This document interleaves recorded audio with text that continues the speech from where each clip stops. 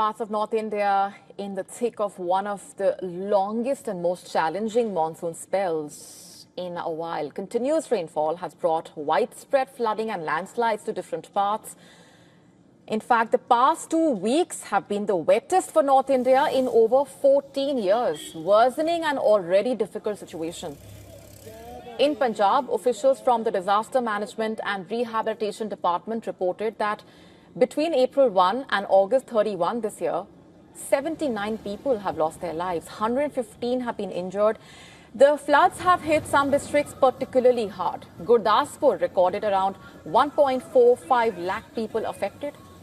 Amritsar over 1.17 lakh. Firozpur nearly 39,000. In fact, some areas have seen heavy losses with 43 deaths confirmed and 3 people still unaccounted for. Rescue and relief operations are underway with the Army, the Air Force, BSF, NDRF, several NGOs working together to provide help. The Satluj River has overflowed into villages in Patiala and Jalandhar, adding to the burden on the communities already displaced. Himachal Pradesh, meanwhile, has recorded the highest number of casualties so far. Since the monsoon started on June 20th, the state has reported 343 deaths. According to the State Disaster Management Authority, of these, 183 deaths were caused by landslides, flash floods and lightning, while 160 people have lost their lives in road accidents linked to difficult weather conditions. The Indian Union Territory of Jammu and Kashmir has also been badly affected, with 124 people losing their lives in rain-related incidents. Rescue and relief teams are still operating in the affected districts, where the overflowing rivers and frequent flash floods in the hilly areas continue to create serious challenges. For more on this, Idris Lone getting us this report. Around 10,000 people have been moved from their houses in different locations across the Kashmir Valley after there were 2 breaches, one in Shalina and another in Zonipora in central Kashmir's Budgam district, as well as in South Kashmir's Pulwama district. We are right now standing at Shalina, where there was a breach yesterday, and due to that, as you can see, the whole area close by got flooded. There are commercial properties, residential properties in this area which have been completely inundated. As you can see in your visuals, the water still gushing in with speed into these areas. Now this water has started going into Srinagar as well. Parts of Srinagar city closer to the national highway bypass area have started getting inundated as well. People have been asked to stay alert. Although the water level in the main tributary river Jhelum has started coming down, and the Met Department says because the weather is dry, it will come down further. But this breach that took place in the Budgam as well as in Pulwama district has led to flooding in many residential areas across the Kashmir division, and people have been asked to stay at safer places, while as rescue and relief operations by the government are being carried out at multiple locations. With video journalist Feroz, Idris Lone for WION World is One. The US is sending 10 F-35 fighter jets to Puerto Rico as part of President Trump's vow to crack down on drug cartels in the Caribbean. The deployment of the aircraft comes amid heightened tensions over Washington's buildup in the region, where the Pentagon said 2 Venezuelan military planes buzzed a U.S. ship. Earlier in a statement, the Pentagon cited what it called a provocative maneuver and said it was designed to interfere with the U.S. counter-narcotics operations, hitting out at President Maduro. The U.S. Department of Defense said the cartel running Venezuela is strongly advised not to interfere with any other operations by the United States. U.S. media reported that 2 Venezuelan F-16 fighter jets flew over the U.S. Navy guided missile destroyer in the Caribbean Sea. The U.S. official cited in the report said the U.S. warship did not engage. This comes days after the U.S. had struck a purported drug smuggling vessel in the Caribbean Sea. It said was headed from Venezuela, killing all 11 people on board in a strike that drew criticism at home and abroad over the apparent killing of civilians.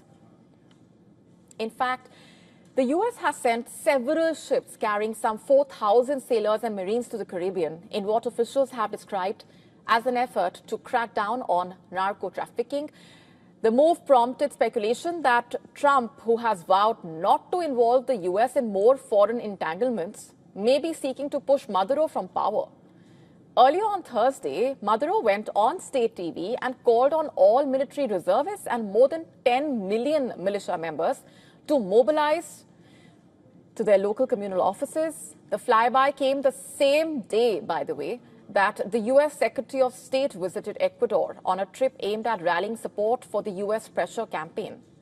Rubio has said America was prepared for more such strikes against Venezuela and signaled that the US was willing to take even more aggressive action.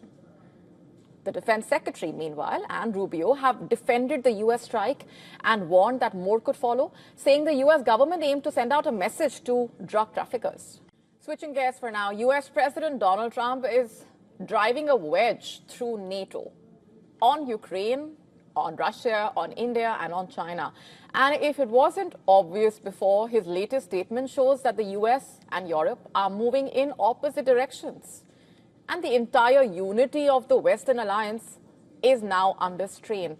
This week, the US president told European leaders that they must stop buying Russian oil, accusing them of financing Moscow's war against Ukraine, and demanded that they place economic pressure on China, which he claims is bankrolling Russia. Donald Trump made the comments during a call with the Coalition of the Willing that was convened by the French President Emmanuel Macron to discuss security guarantees for Kiev, as the war in Ukraine is in its fourth year now. But instead of reinforcing Europe's efforts, Trump took an aim at them. Even so, Trump seized the chance to accuse Europe of hypocrisy while avoiding new sanctions on Moscow and Beijing himself. And the contradictions continue to run deeper. Trump has imposed sweeping tariffs on dozens of countries like India while sparing the Kremlin. He has escalated a trade war with allies, but not with Russia. At the same time, Trump insists this is not America's war, pressing Europeans to bear the burden of Ukraine's defense.